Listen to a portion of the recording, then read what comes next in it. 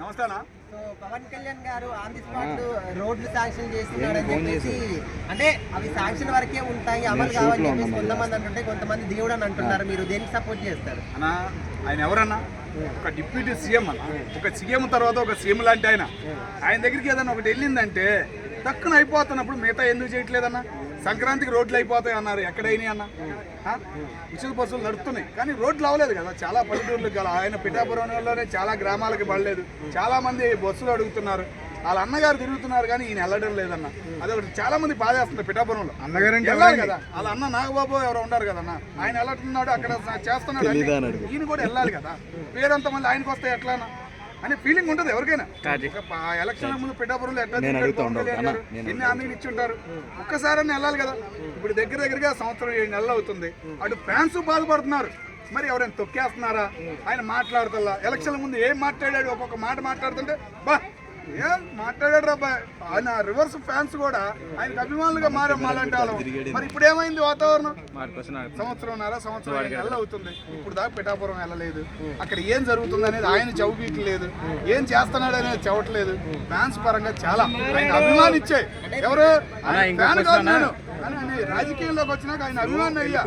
పక్కన నాదల్ల మనోహర్ గారు ఉన్నారు, మరి ఆయన చేస్తున్నారంటే ఏమనేది సినిమా కనపడతలేదు అనే అభిమానం ఉన్నా కానీ బాధ అనేది వేస్తుంది. బాధ అనేది పోవాలంటే పవన్ కళ్యాణ్ గారు బయటికి రావాలి, తిరగాలి. ఉప్పాడ సముద్రం బీచ్ కి కట్టబడి అది వేసాడు కదన్నా, మరి ఎంత హైలైట్ అన్నది వెళ్ళకుండా ఎలా వేస్తాడు? నేను చెబుతుంది అదే అన్న, ఒక కొండరాయి వేసాడంటే ఎంత హైలైట్ అది. నువ్వు ఎందుకు వెళ్ళలేదన్నా? వెళ్ళాలి కదన్నా, నువ్వు ఎందుకు వెళ్ళలేదు? అంటే సరిగ్గా ప్రతిపక్షంలో అడిగేవాళ్ళు లేరని నువ్వు వెళ్తలేదా? ఫ్రీ బస్ లేదుగా అన్న, ఫ్రీ బస్ లేదు. నువ్వు ఫ్రీ బస్ ఊరుకోనా? నువ్వు మరి కామెడీ చేస్తావు. వెళ్ళాలన్నా, నా బాధ అదే. నువ్వు మంచి చేస్తున్నావయ్యా, నువ్వు మంచి చేస్తున్నావు. ఆ మంచి వేరే వాడికి వెళ్తావు. మంచి అనేది వేరే వాడికి వెళ్ళాలి కదా. నువ్వు వెళితేనే నీకు మంచి అనేది వచ్చింది. పక్కన ఉన్న నాదల్ల మనోహర్ గారు సలహాలు తీసుకో. ఆయన చాలా మేధావి, కాంగ్రెస్ పార్టీని చదివిన ఆయన. ఓకేనా? వాళ్ళ నాన్నగారు ఎన్టీ రామారావుని దించి రాజకీయంగా ముఖ్యమంత్రి అయిన ఆయన. ఓకేనా? సలహాలు తీసుకోవాలి, బయటకు వచ్చి మాట్లాడాలి.